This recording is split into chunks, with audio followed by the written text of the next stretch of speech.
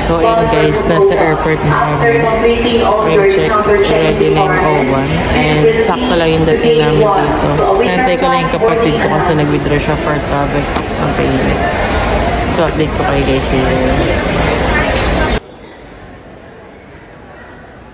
Yun guys, as expected, delay na naman yung flight natin. As always, ganito every time na umuwi kami ng Qatar. So ayun, we're just waiting.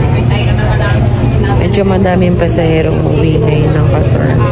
Or siguro iba dito visit lang din guys. So update ko kayo guys later. Ayun yung kasama ko. Spoiled brats.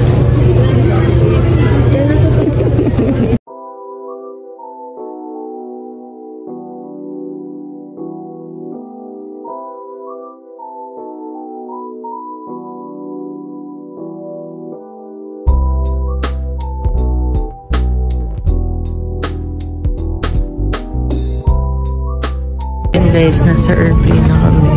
Around 1:30, siguro mga 30 minutes din na delay. So, yun. I'm on my perfect seat.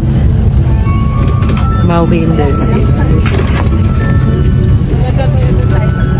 Kala mo spoiled brat yung kasama ko. So, yun. It's 5 days later.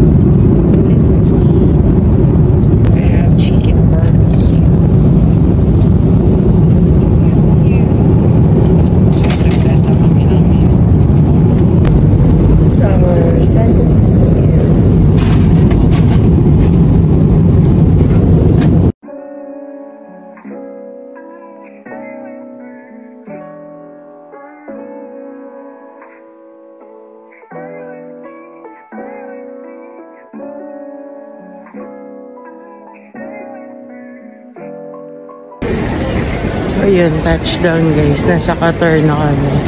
Oras na dito is magsa 7. Pero Philippine time, mag-alauna na naman. At kanina pa kami din dito kung di na nag-delay yung flight. Anyways, update ko kayo guys dito. Kasi natatain na ako.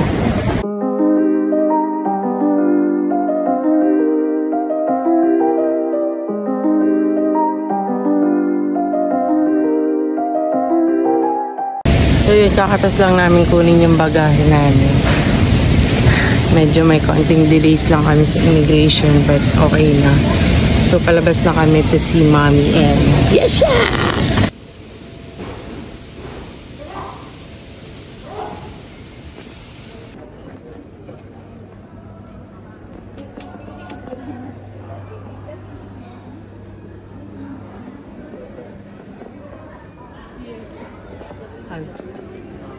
Ayan na.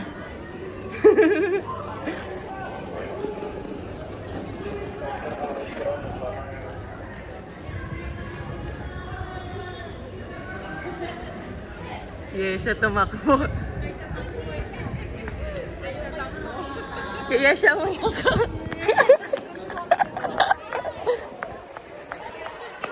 Sasaya siya. Nandun, nagtatakbo. Inabahan ako. Bakit? Yung sa passport na. Ano na si Yesha? Bakit? Tumakbo yun si Yesha. Layo-layo na sa...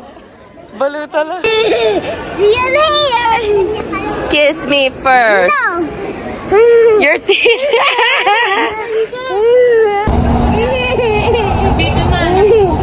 So, ayan, pauwi na kami. May makulit naman. Hello, guys! Hello! Yeah. Why?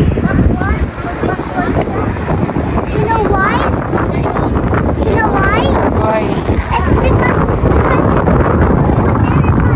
So, ayun pa, uwi na kami sa bahay. Nagbubok na lang kami kasi medyo marami rin kami tsaka yung mga gamit. Sobrang lamig ngayon dito. As far as I know, sabi kanina dun sa aeroplano, 18 degrees ngayon dito sa kanya. Hello guys! So, dito na. Be right back. So, yun guys. Nasa bahay na kami. Kakarating lang din namin halos. And ngayon, nag-unpacking. Nag-unpacking lang kami. So, dito kayo.